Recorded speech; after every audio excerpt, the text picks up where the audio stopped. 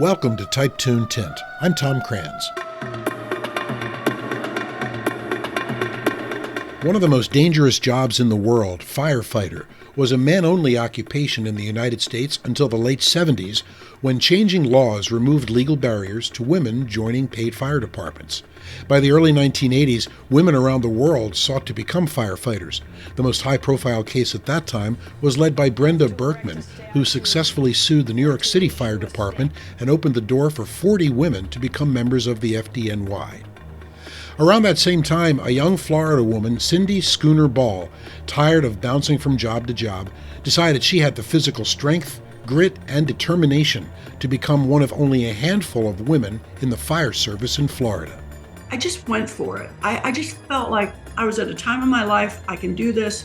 What do I have to lose? And I loved it.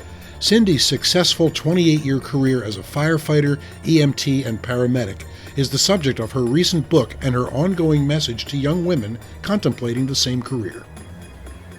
And I'm joined by Cindie Schooner-Ball from her palatial estate in Pinellas County, Florida. I hope your weather is good. I'm in New Jersey, as I think our audience knows by now, and here in Fanwood, New Jersey, we are enjoying our third straight day of sun. All it's done in New Jersey for the last 3 months is rain and be cloudy every single weekend. So, Cindie, good morning, and thanks for joining me. Good morning, and thank you for having me. And we're here today on the occasion of talking about Cindie's book, Sister in a Brotherhood, which is about her experience as a female firefighter back in the days when there weren't all that many female firefighters out there, and kind of how she came to that and what it was like just kind of doing that and going to the fire academy and fighting fires and kind of being surrounded by, testosterone every place you go. You're a Florida girl pretty much all the way, correct? Pretty much. I was born in a little town in northwestern Ohio, Okay. but I was raised from the age of 13, and I would go back and forth. My father was a brick mason. I had a sister who married a native, and so we would go down in the winter when it got too cold for him in this winter. But yes, I became a Florida girl. My sister became my guardian, her and her husband, at the age of 13. And you came from fairly modest beginnings, as I recall from your book. Oh, my first home was just a little home in Ohio, and yes, we had no indoor plumbing. Oh, bummer. And Wow. I was a little girl with, you could, how embarrassing that was. That was in Ohio, not in That Florida. was in Ohio. Okay. We did live in a trailer park in Florida, which was heaven to me because it had indoor plumbing, and I loved Florida from the first time I set foot there. Yeah, yeah. And so your teenage years, and basically from your teenage years into young adulthood, you had a number of different jobs, correct? Job of the week club, yes. So give me a couple slices of what you were doing that, actually earned you money. Well, I started in high school as a bank teller, where it was a DACA program. So I learned to be I learned bank telling from a very young age, and I actually worked in several banks. I worked as a waitress, and my sister and brother-in-law had restaurants. I didn't work in theirs, but I did work. Actually, my first job, I was 15, and my brother-in-law said, for spending money, if you want a car, you're going to work Saturday night washing dishes with the dishwasher Tommy, back before they had actually commercial dishwashers. It was by hand, restaurant. So that was really my first job. And after that, I moved to Fort Lauderdale with a boyfriend very young, and I did whatever it took. I was a bank teller mostly.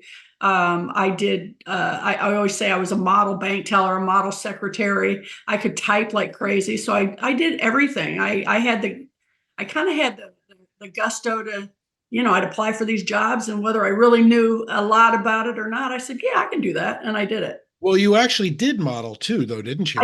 I did Palm Beach, Miami, and Broward County in my 20s. Yes. Like what kind of stuff? I did print. I did a little runway. Didn't really like it, but I did print work. And then the funny thing is, I did some modeling for the University of Miami when Spanish people were trying to learn English. Mm-hmm. I would go do different things. They hired me as a model. Like, I'd go and take out money, or I would go and take out or go to a restaurant, order food. They would dub my voice in Spanish. At the time, I had my hair, I dyed it jet black, and it was down to my hip. And because I was, young and tan, I could I passed. You pulled it off, huh? And so how come that sounds like, modeling is one of those kind of fantasy occupations that people aspire to. You just didn't want to do that for a living, or it didn't work out, or I had a boyfriend who wasn't too fond of it. He was from New York City. At New York, he lived on Long Island, and he had grown up there. And I lived with him from 17 years old on. wow. So I was a kid. He was 6.5 years older than me. Okay. And he was my first love, but he wasn't that fond of the modeling. He didn't want me to venture out. Like, I would get in my car and drive. I can't even imagine it now, to these warehouses in Miami meeting photographers for what they call go-sees. And I Sure. can't even, by myself. And I was Mm. 22. I can't imagine doing that now. But Well, in that day, it wasn't, it didn't come, it was New York if you really wanted to make it.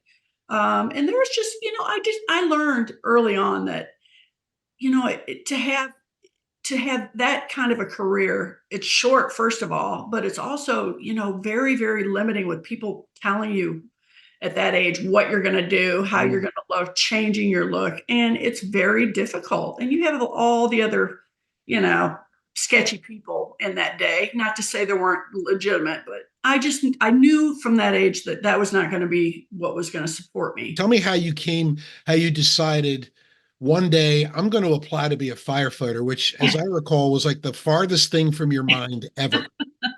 So suddenly that seemed like a good idea to you. How did that happen?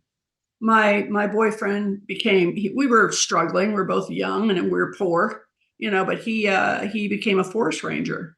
And then a guy he worked with became a firefighter and said, you ought to go to fire academy. So I helped by waiting tables, put him through fire school. And at that time, my boyfriend, we worked out, we ran. I got introduced to running and jumping rope and really just loving all of it, exercise, when I was 22. So I loved it. The harder, the better. So I got myself in great shape and loved it. After working all these jobs, waiting tables, secretary, anything you can think of, we ended up together about 12 years, and then broke up. I knew I didn't want the life that he wanted, which was settle down, have children, me stay home, all of that. That was just not going to happen. And so after a period of moving out of state with my sister, coming back to Florida, which I loved,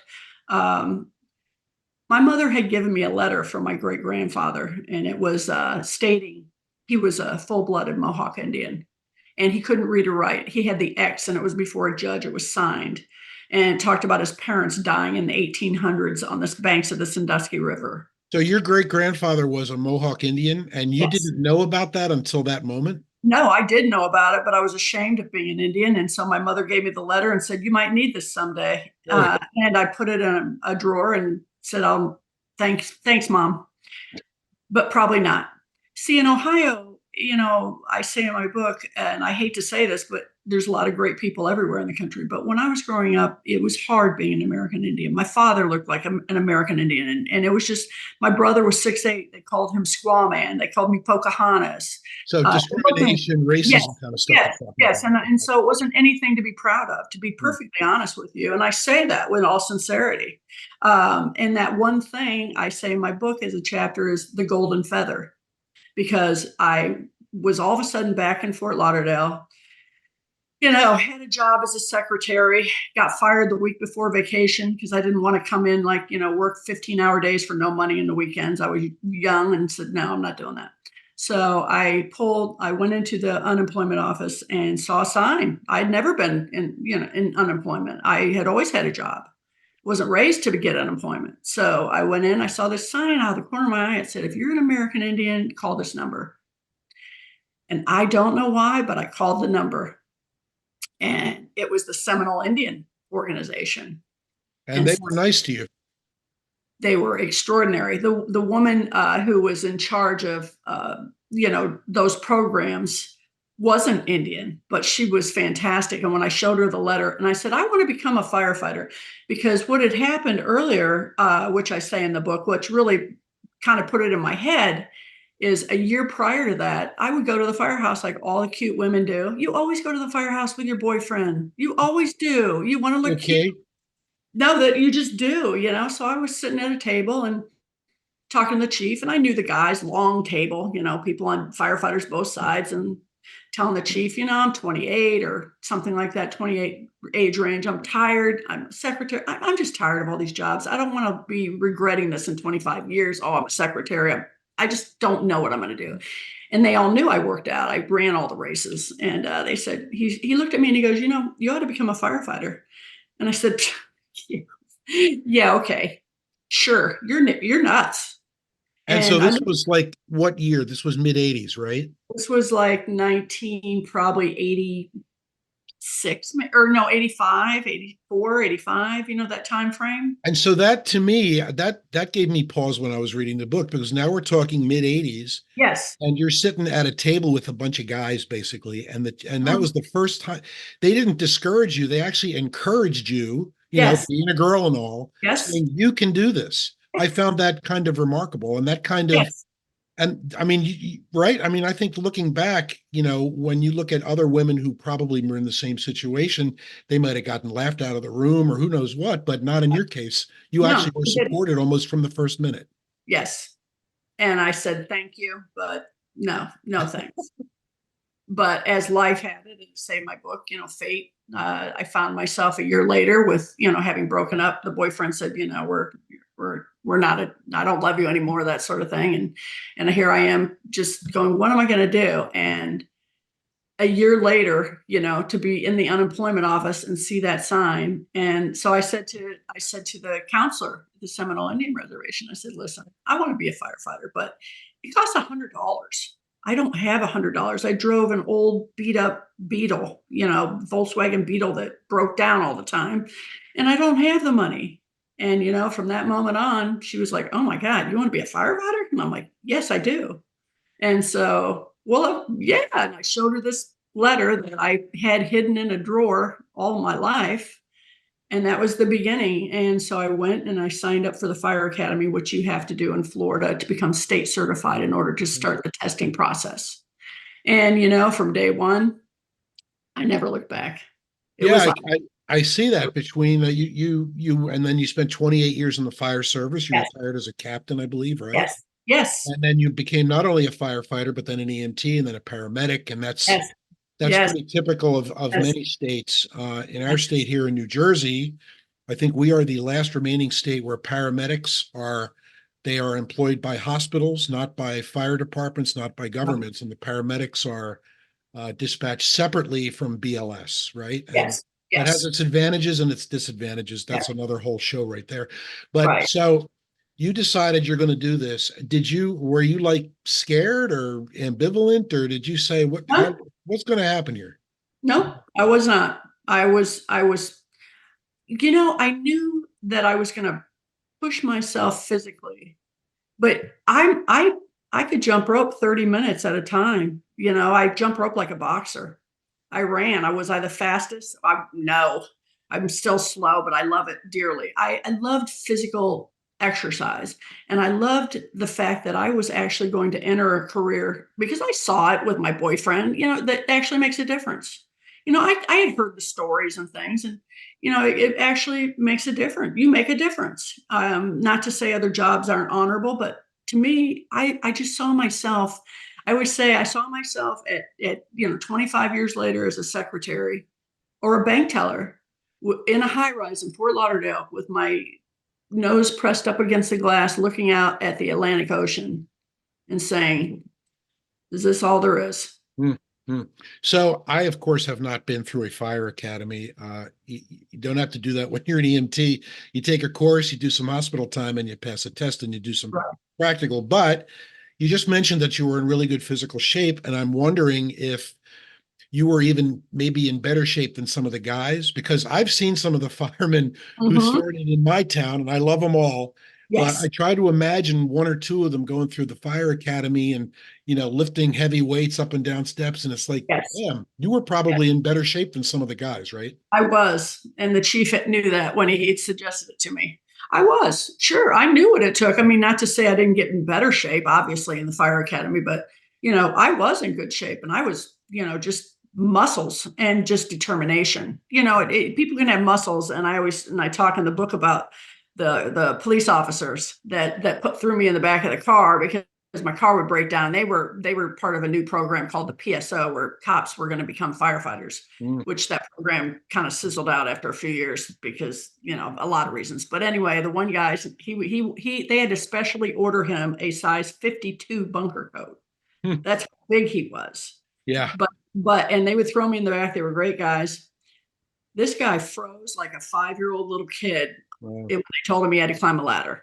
Mm. Yeah. So, just because you're the biggest person does not necessarily Doesn't mean mean- you're the best. Sure, sure. And And that also does a commercial for keeping standards the same for everybody, yes, right? The idea that because you're a woman, you're genetically not quite as superior to men because we have women's sports and we have men's right, sports. right, But right. on a fire ground or at the fire academy, that's pretty much out the window, right?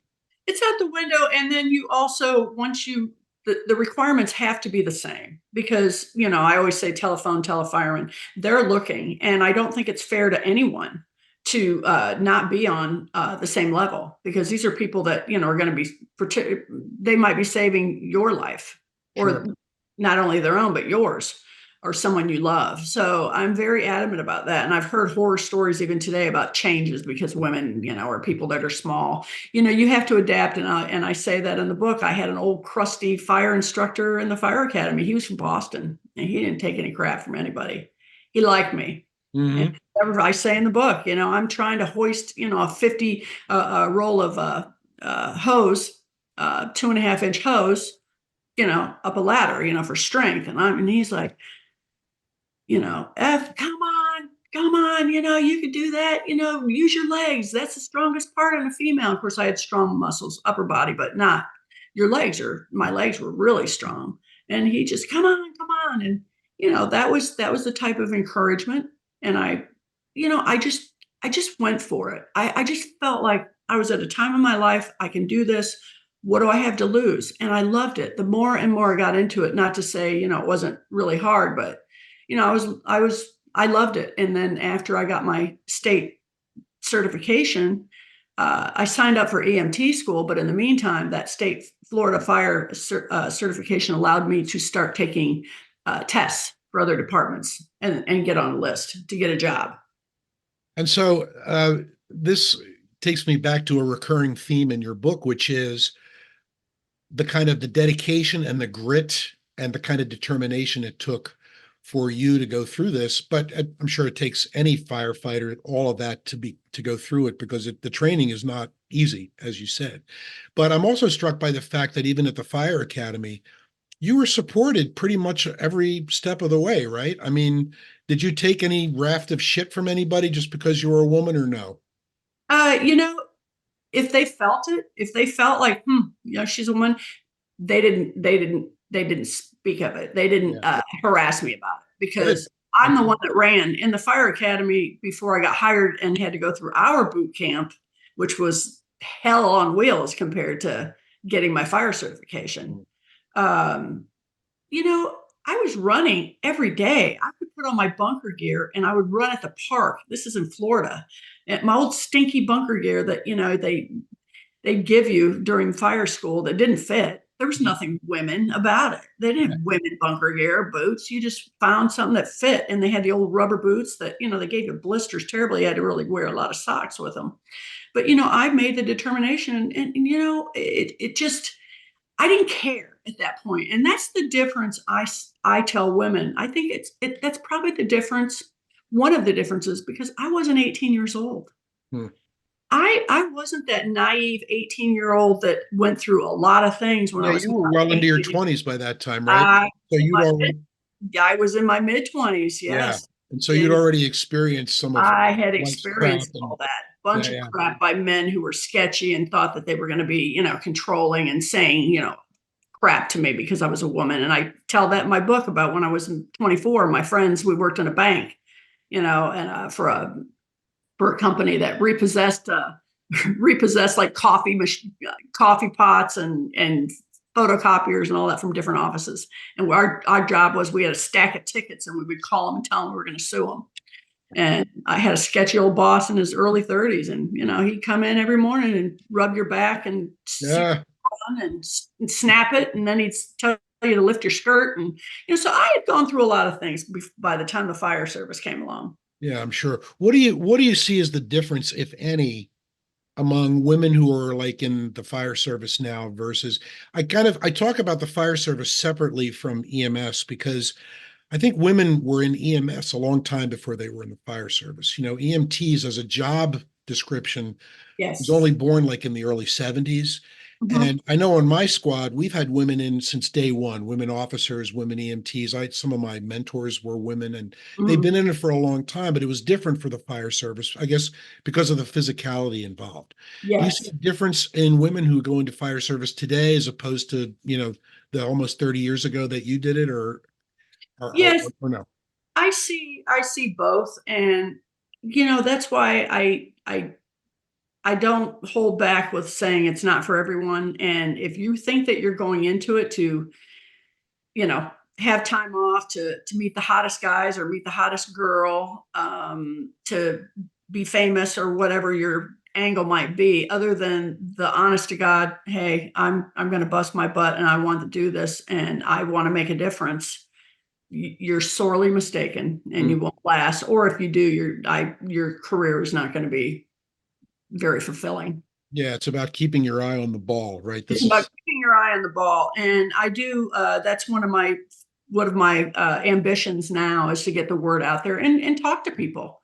I love to talk to people and go around, and I'm trying to develop that. I don't want to teach. I don't want to do any of that. However, I've been in contact with women, and their needs, their desires are different. Some of them, not all of them. I have a lot of respect for these young women today, and particularly the young people that have gone through the COVID while on duty. I was retired, went through the other things, obviously AIDS and one H1 and all those things you go through. But the COVID was a totally different animal. But I will say with the women, listen, don't get too familiar. And you draw your line in the sand, the most important thing, and I learned that the hard way. You draw your line in the sand. Do I think that me woke? I don't know. I gotta tell you, it's a little you need to have a thicker skin have in a my thick skin and stand up for yourself. It sounds like yes, what the message is. yes, and that's what my message is. You draw your line in the sand because trust me, there were things said that I would say that were really inappropriate. Some things let it roll. It is what it is. Yeah. Didn't bother me. Back in the day when I started, guys would have pictures of Playboy bunnies or whatever in their locker. It's like, well, it's not over your bed. I don't care. But when they started to really do the stuff, I say, you're not going to talk like that here. There's a bay out there. There's anywhere, but you're not doing it here. I don't want to hear. All right. So speaking of your message is told at length in your book, Yes. Sister in a Brotherhood. Yes. It looks like the book's been out for about a year and a half or so. And Yes. we're going to talk more about your book and how you came to write it, why you wrote it, how long it took you, your whole process, as soon as I do some shameless self-promotion for my new book, which is a novel based loosely on my life as both simultaneously a volunteer EMT and as a news manager at CBS in New York. Back with Cindie Schooner-Ball in just a moment.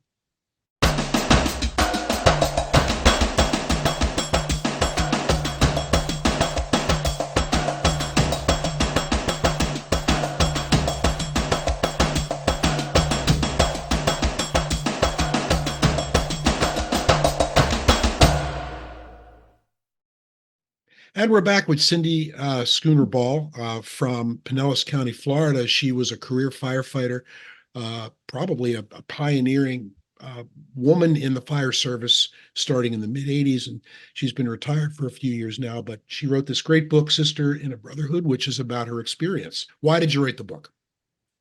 I wrote it because I had been an avid reader and since I was 4, love books, devour them, still do. I love to write. I discovered as a little kid I would write things, but then I kind of lost it. And then when my husband and I were going for our Fire Officer One certificate, degree, we had to take English composition, and I believe it or not, I fell in love with it all. It reignited my passion. And then on different calls, I would write things about that kind of bothered me, inspired me. I'd write the stories about people that I ran the calls on. So I kept a You wrote note. them as you did the calls or right after? No, I kept a notepad by my bed Ah, really? Okay. later on. Yeah, and I would just write it longhand, just different And so you things. did that on an ongoing basis, like you'd come home that night, for example, and write? I write not every night. I do it at the station, just a call that might have, clicked with me that I thought, tragic, sad, Hmm. funny, Okay. bad, bad, whatever. And I would write it. And then the big thing is people ask me, I was one of two women. I was the only woman in the firehouse and we go on calls and people, whether we did career days at school, which, I was the one that always had to put on the gear and then go in and tell the little kids, don't be afraid if you hear this sound. And then all of a sudden I would take off my helmet, I'd take off my Nomex hood, and it would be like, oh, it's a girl, it's a girl. That was the thing back in the day, and I loved it. The little girls would cry and they were so excited, and I would tell them they could be firefighters. But anyway, people were always very curious, and because I love to read and I did love to write, I said, I started to do it. And then about 5 years before I retired, I had a pretty good collection of stories. And I started with a little Kindle, the most original Kindle, and a little tiny keyboard. Hmm. And I was on the beach actually at a beer function with a bunch of friends, and it was raining cats and dogs. And I just sat down and I started writing it on this little dinky keyboard. And so I wrote it. And, after I got finished with what I thought was a book, I was able to get in contact through my nephew, actually, a very good editor. And she said, it took me 3 years, actually. She's very good, well known, you know, didn't want it, didn't have the time until finally I told my nephew, I said, I'm sending out query letters, which are, as little resumes to different people. Sure. And he finally said, why don't you send it to her? She'll tell you right away if she thinks it's good enough. She'll tell you. She's honest. I sent it to her. Boom. She immediately got back to me. You're a writer. Oh, So wow. That must have been encouraging. I was shocked, actually, to say the least. And I always tell people it's one thing to say, oh, I want to write a book. As you know, it's another thing to write a book. Yeah. Well, So the book we're talking about, Sister in a Brotherhood, this book actually took you years to write. the stories did, but it took me a year with her to really hone it. And there were a lot of things I had in there that she said, no, you don't want to put that in there, no.